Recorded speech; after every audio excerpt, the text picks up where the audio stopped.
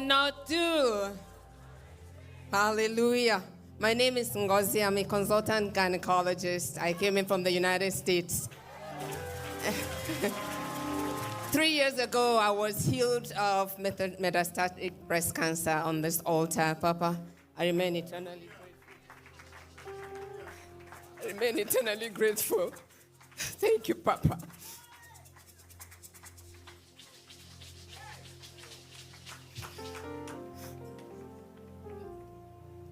My testimony for today.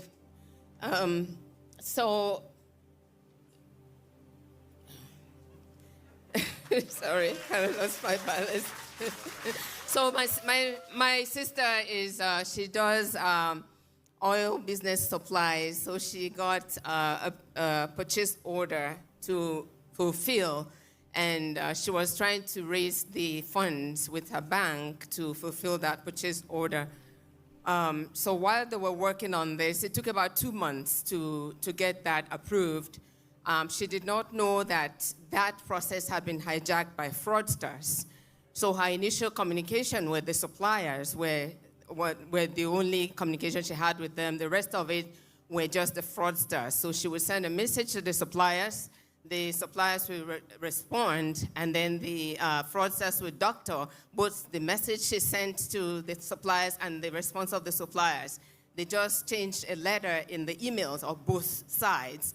But my sister and the suppliers did not pick that up. So this went on for about 2 months. So eventually, that money was approved, and so my sister added her own equity, and it came to $178,000. So she instructed them to make a payment. So they made the payment.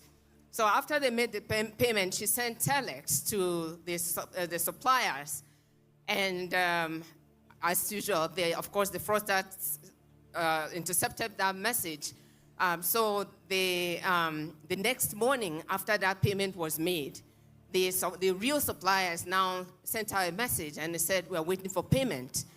And she said, "What do you mean you're waiting for payment? I sent you telex yesterday. You did not get my telex?" They said no. So she called the second person in the company, and the second person said, "I did not get any telex."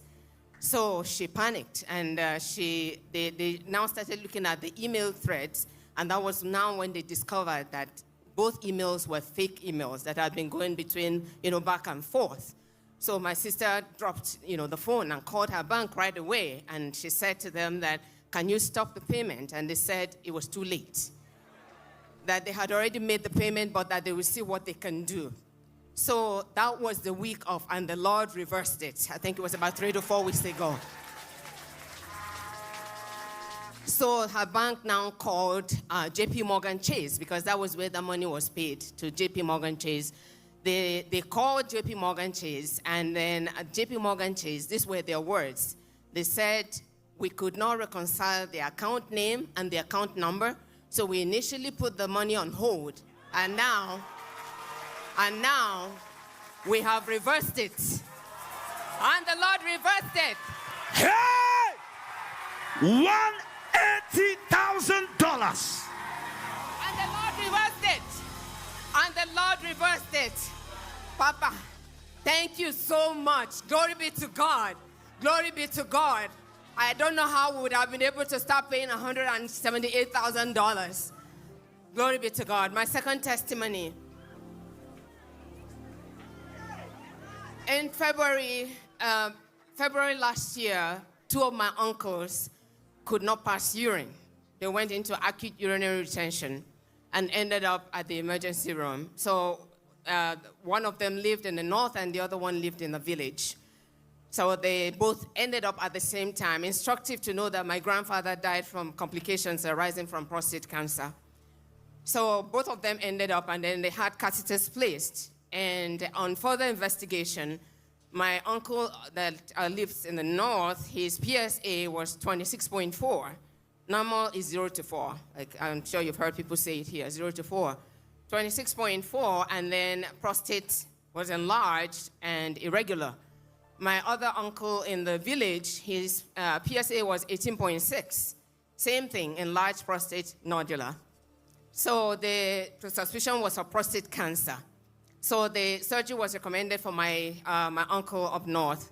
And he decided to just go down to the east where his family is so he could get the surgery over there. So when he got there, he was admitted in the clinic. And then they repeated his PSA. It had gone up to 35. So the surgeon now told him that, they had to operate right away. So he called me, and he said that he's billed for surgery March 4th. So I said, what surgery are they going to perform? And he said that I'm going to get a prostatectomy. So they were going to do a prostatectomy, remove the prostate, and then bilateral osteotomy. So they're going to remove his testes as well, which is the surgical treatment for prostate cancer. You castrate the person. So I said to him that they should hold off on the surgery. So we'll put him on the altar, and then we continue to pray. I initially told them to move that surgery, but, they said they were not going to move it. But as God would have it, that weekend they did some renovation in the OR, and then they decided to move the surgery. So on March 4th, funnest of answers, Papa gave a word. He said, I see two brothers. Meanwhile, my other uncle in the village, he could not walk, he could not talk, he could not control his bowel movements. And people who deal with prostate cancer issues know what that means. So on March 4th, Papa now gave the word. I see two brothers struck with prostate cancer. Reversed it, reversed it, reversed it. Two brothers that have prostate cancer. Two brothers that have prostate cancer. By the power that raises from the dead, I announce, let it be reversed. So with that word, my confidence was built up. So I said to him, get me the number of the surgeon. I need to speak with him. So I called the surgeon, and I said to him, I need a biopsy. And he said, look, you're a doctor. Why do you want to delay treatment for prostate cancer?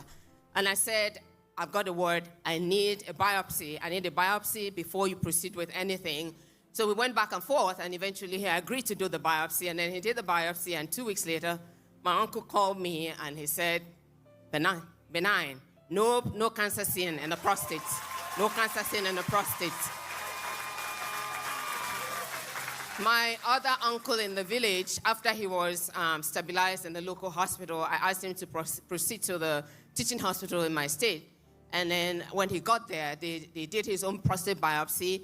And then his words when he spoke to me was, my sister and I, was that what they thought it was not what it was.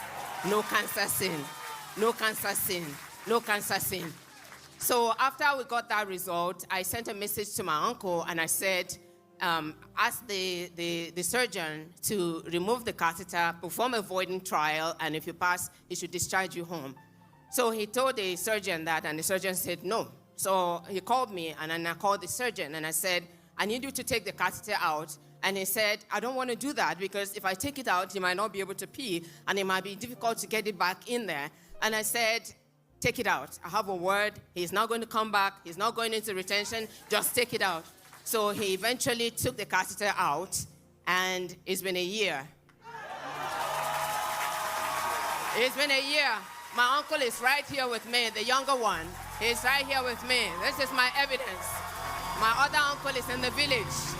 Hey! Nothing was removed. 1 year, nothing was removed. The testicles, nothing was removed. How about the other uncle?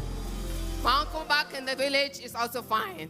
He's not been back, no catheter, he didn't have any surgery, none of that. Glory be to God. Papa, I just want to thank you. Thank you for everything. Thank you for holding us up. You know, there's a saying that there are two birds that bother the eagle, and that's the crow and the raven. They perch on the eagle's back and try to harass the eagle. The eagle doesn't fight back, doesn't try to push them off. What happens is the eagle just soars higher. And the eagle gets to an altitude, and they suffocate, and they fall off and die. Papa, you are a big eagle. You are a big eagle. And any crow, any raven that is perching on your back to harass you, the Lord is just going to take you higher and higher and higher and higher and higher, and then we all suffocate and fall off. Glory be to God. What God cannot do, What God cannot do. Hallelujah. Are you just looking like that? Lord, we say thank you for your healing wonders. Thank you for these miracles. Thank you for this testimony. We give you all the praise. Please do not forget to drop a comment for us on the comment section.